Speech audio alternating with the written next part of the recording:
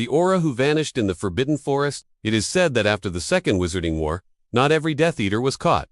Some ran, some vanished, and one, they say, made a pact deep in the Forbidden Foresta, pact with something older than magic itself. Newly trained Auror Naomi Carroll, though didn't believe those stories.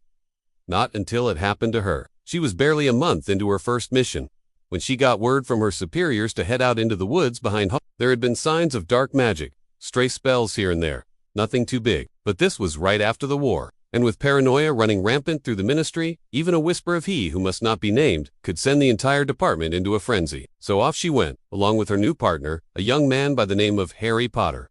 Yes, that Harry Potter, the one who'd defeated Voldemort. Now, he wasn't as famous anymore, but people still recognized him. Naomi didn't care. All she cared about was making a good impression with this mission. She led the way, confident and capable. As they flew on their broomsticks over the familiar grounds, the Black Lake sparkled below them, and the school buildings looked peaceful, almost idyllic. If only it were so. Soon enough, they left the comforting view behind and plunged into the shadowy depths of the Forbidden Forest. The air grew colder, the trees thicker, and an oppressive silence seemed to swallow all sound. That's when Naomi saw them. Strange markings carved into the bark of some nearby trees. Dark runes that seemed to writhe like living things. Her heart skipped a beat. This was no ordinary mission. Carefully, they followed the trail, each twist and turn revealing more cryptic symbols until they arrived at a clearing. In the center stood a circle of ancient stones, untouched by the forest's creepers and leaves, as though magically shielded from the outside world. A chill wind suddenly swept through the clearing, causing the stones to hum with power. Before Naomi could react, a wave of dizziness hit her, and she stumbled, catching herself on Harry's arm. When she looked up, his face was pale and drawn. "I don't like this," he whispered, his grip tightening on his wand. As if responding to his words, the runes flared with an eerie green light, and a figure began to emerge from the center of the stone circle. Tall and slender, cloaked in shadows, she looked like a twisted version of one of the old stone statues that guarded the school grounds. Panic surged through Naomi. What was this thing? Why was it here? Before she could ask, another gust of wind swirled around them, whipping her hair across her face and snatching Harry's wand from his hand. It spun away, disappearing into the shadows beyond the stones. "No!" Harry cried, lunging after it.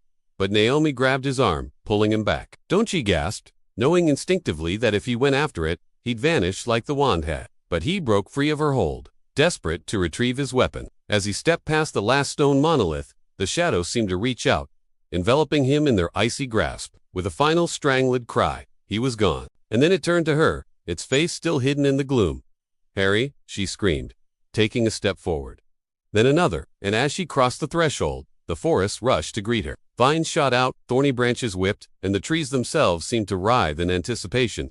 But Naomi didn't care. All she could think about was Harry, what had happened to him. And as the darkness closed in, she saw the answer. In the clearing, amidst the ruins of the stone circle, lay a pair of familiar emerald eyes. They stared sightlessly ahead, devoid of the mischief and light that had once shone there. Now there was only cold, endless cold. Harry was gone, replaced by something soulless and empty. His wand lay abandoned nearby, its connection to its owner severed, leaving her with nothing to fight back against the creature that had taken him. Naomi screamed. It echoed through the silent woods, swallowed by the thick, gnarled trees. She stumbled back, desperate to escape, but her feet seemed glued to the ground. The creature advanced, its steps silent on the forest floor. Its face remained hidden, but she could feel its gaze boring into her, stripping away her defenses, reading her deepest fears and desires. Then it spoke, its voice a hollow rasp that seemed to scrape against her bones. "Join me," it whispered, "and I will show you the power that lies within."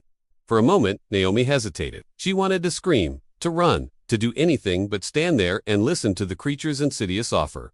But there was no escape. The forest was closing in, the trees pressing closer, their branches reaching out like skeletal fingers. And then she heard Harry's voice, faint but clear, calling her name, begging her to come back. With a surge of adrenaline, she broke free of the creature's hold and fled. She ran blindly, crashing through the undergrowth, thorns tearing at her clothes, branches whipping at her face. The forest was a labyrinth, each tree identical to the next, and she had no sense of direction. Exhausted and terrified, she fell to her knees, tears streaming down her face. Where was she? Where was Harry? And what had that creature wanted? As the darkness deepened, the forest grew quieter. The sounds of pursuit faded, replaced by the rustling of small animals in the undergrowth. Had she lost whatever was after her? Had it given up? Trembling, she pushed herself to her feet and slowly made her way back to the path. When she emerged from the tree line, she found herself in an unfamiliar part of the forbidden forest. The trees here were younger, the undergrowth less dense. In the distance, she could hear the gentle murmur of voices.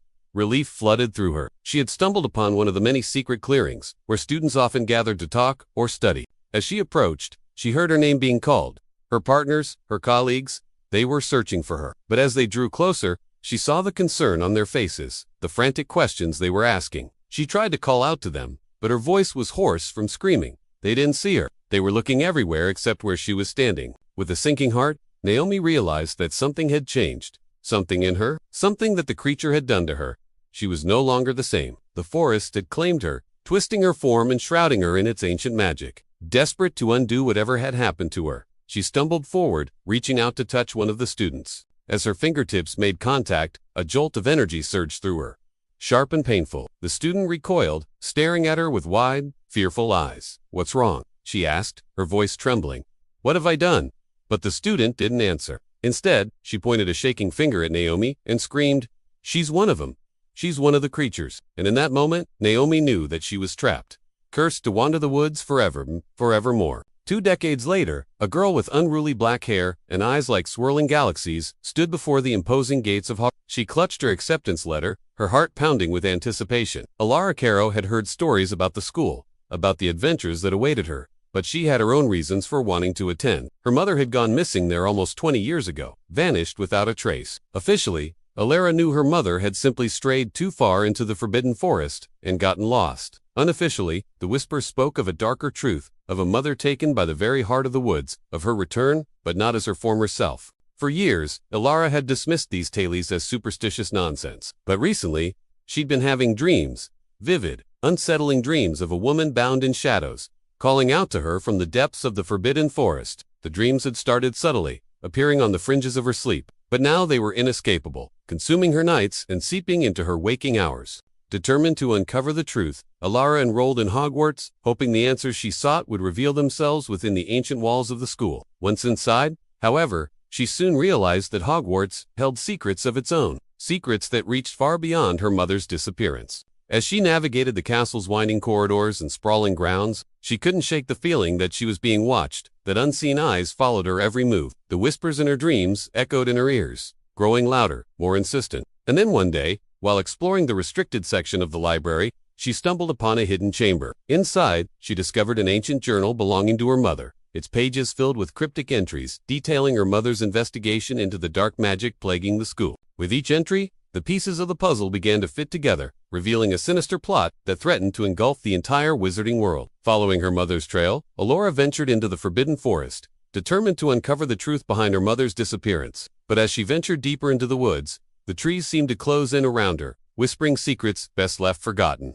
And then she saw it, a clearing shrouded in an unnatural stillness, untouched by the forest's usual vibrancy. At its center stood a circle of ancient stones, and she felt an inexplicable pull toward them, as though the stones themselves were calling to her. Drawn by an unseen force, she stepped into the clearing and touched the rough stones, and a vision flooded her mind. A vision of her mother's final moments, of a creature born of pure darkness, and of a choice her mother had made, a choice that had shattered the balance between the living and the dead. Now, Auror must face the consequences of that choice, for the creature her mother had unleashed is stirring once more, hungry for power and thirsty for revenge. Can Auror stop it before it's too late, or will she become another victim of the Forbidden Forest's ancient magic? Want more dark tales connected to Harry Potter's world? Subscribe for weekly fanfics that uncover the side of magic no one dares to talk about.